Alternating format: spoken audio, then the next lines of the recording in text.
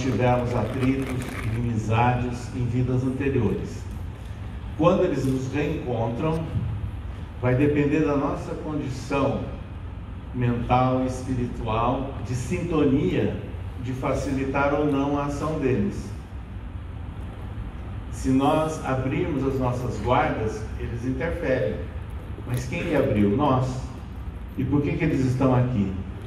Eles estão cobrando-nos de alguma coisa do passado. É correto? Não.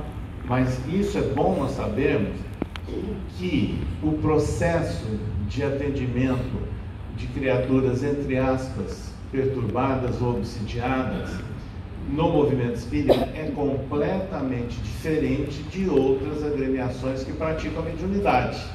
Sabe por quê? Em outros lugares é exorcismo, expulsa o espírito fácil. Sabe o que acontece? Se aquela pessoa lá na esquina não mudar a sua vida, o espírito volta, porque não foi resolvido o problema. No espiritismo, o que a gente aprende? É o conjunto, é a inter-relação que deve existir entre o encarnado e o mundo espiritual. Então é por isso que no centro espírita a orientação, desde o atendimento fraterno, a frequência, as reuniões, entre aspas, públicas de evangelioterapia, onde os espíritos já estão atuando com a gente, os nomes em reuniões mediúnicas, mas a pessoa tem que fazer a parte dela. E ao fazer a parte dela, ela está se ajudando e ajudando o espírito desencarnado também. Tem um exemplo histórico de Eurípides Barçanufo, lá de Sacramento, Triângulo Mineiro.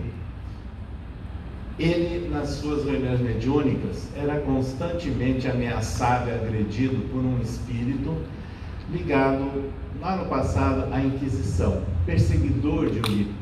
E Eurípides sempre com muita paciência, sem entrar na discussão, porque no diálogo espiritual nós não somos comandante de navio e nem de quartel. Nós não podemos ter autoridade. Nós temos que ter acolhimento, carinho e atenção. Segundo Chico Xavier, no livro Instruções Psicofônicas, é tratar no diálogo com esse espírito como se fosse um parente nosso internado no hospital e passando mal. Então nós não chegamos para vai embora logo, você está atrapalhando a minha vida. Não é assim não. Você vai levar o que do doente, parente? Carinho, atenção, conforto. É isso que os espíritos desencarnados precisam. É nessas condições, então, que nós começamos a compreender exatamente isso. Não é? Nós temos que buscar a mente nossa, buscando uma sintonia vibratória com a espiritualidade esclarecida. E aí, em Romanos, um outro versículo, Paulo escreveu: e aquele que examina os corações sabe qual é a intenção do Espírito, e é ele que, segundo Deus, intercede pelos santos. A intenção dos Espíritos a gente sabe, tanto bons como negativos, e é natural que eles estejam. Nós estamos constantemente interagindo, é o que o Herculano Pires falando, nós somos seres interexistentes. Nós estamos aqui agora encarnados, mas nós somos espíritos encarnados. Tem espíritos desencarnados aos montes aqui, aprendendo, e outros à espreita, esperando um momento para perturbar. Isso é natural, não tem novidade nenhuma. Então vai depender sempre da nossa posição. E é nessas condições que ele dá essa recomendação, não é, aos seguidores de Jesus. A palavra santos aí Paulo usava não tem nada a ver com santidade. Ele usava se dirigindo aos seguidores de Jesus, era a expressão que ele usava. Aos santos são eles. Então é importante nós pensarmos que nós temos que aprender, de acordo com a orientação espírita, a nos esforçarmos para fazer a nossa parte. Então, eu estava dizendo de Eurípides. Depois de muito tempo, um dia aquele espírito cedeu. Chegou Eurípides na reunião mediúnica e disse que ele agora compreendia e que ele passava a respeitar a Eurípides e usou uma frase interessante: eu vou segui-lo como um cachorrinho segue o seu dono. Está registrado que as reuniões mediúnicas de Eurípides eram elas todas anotadas em livro de atas. Então é interessante a gente verificar que os espíritos que às vezes querem nos perturbar estão conosco, encarnados, dentro da nossa casa, sabe? A família é um cadinho depurador, né? A gente vê quantas coisas na literatura, até jocosa, vamos dizer, do poeta caipira do interior de São Paulo, Cornélio Pires, pela psicografia de Chico Xavier, ele dizendo que a mãe, às vezes amamentando com tanto carinho, o filho querido, mal sabe ela que foi o marido infiel e complicado de vidas anteriores.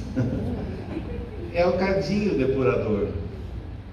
Ele tem uma outra mensagem que eu sempre lembro, de uma senhora que tinha três filhos peraltas, meninos, arteiros, né? E que estavam sempre disputando o quê? O amor e a proximidade com a mãe. Um ciúmes terrível, os três com relação à mãe. Aí Cornélio Pires escreveu o seguinte: pois é a antiga duquesa reunindo os três antigos amantes. Então veja, são coisas que acontecem. A reencarnação é um meio de progresso. É por isso que André Luiz escreveu em Missionários da Luz: a reencarnação é o meio, a educação divina é o fim. Então não é novidade nenhuma, em todos os ambientes que nós estejamos, a gente se defronte com pessoas simpáticas que criam empatia e pessoas que criam problemas. É típico do mundo de hoje, de provas e expiações. Também uma outra frase ou parágrafo do livro Pão Nosso: é indubitável que ainda nos achamos em região muito distante daquela em que possamos viver isento de vibrações adversas. Todavia, é necessário verificar a observação de Paulo em nós próprios.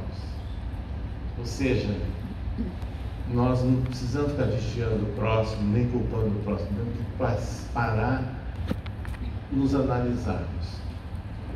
Foi isso que Paulo fez.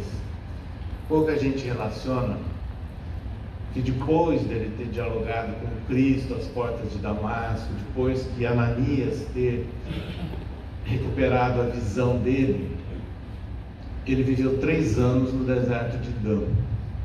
O deserto de Dan, Emmanuel identifica poucos quilômetros da cidade de Palmira, que existe até hoje ali na Síria. 3 anos. O que ele fez? Foi trabalhar como tecelão, que era a profissão que ele aprendeu do pai, da tradição judaica.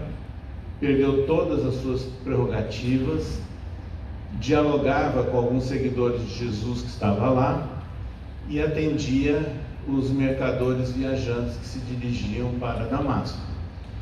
Mas durante esses 3 anos ele estava o quê? Refletindo. É a simbologia do deserto, sabe? Do deserto, de você ficar sozinho, isolado e olhando para si próprio. Quando é que ele se recuperou depois disso? Depois de 3 anos de reflexão, de meditação, de estudo, de anotações de Levi, inclusive, lá no deserto, ele retorna e um dia ele tem um sonho que ele registra na sua epístola aos Coríntios, e Lucas registra rapidamente em Atos dos Apóstolos. Mas diz Paulo: conheci certo homem que há 14 anos atrás subiu ao 3º céu, viu coisas inefáveis que eu não posso relatar. Historiadores clássicos, tanto da área reformada como católica, já antigos, já diziam que esse era um depoimento dele mesmo, não era uma outra pessoa, ele mesmo.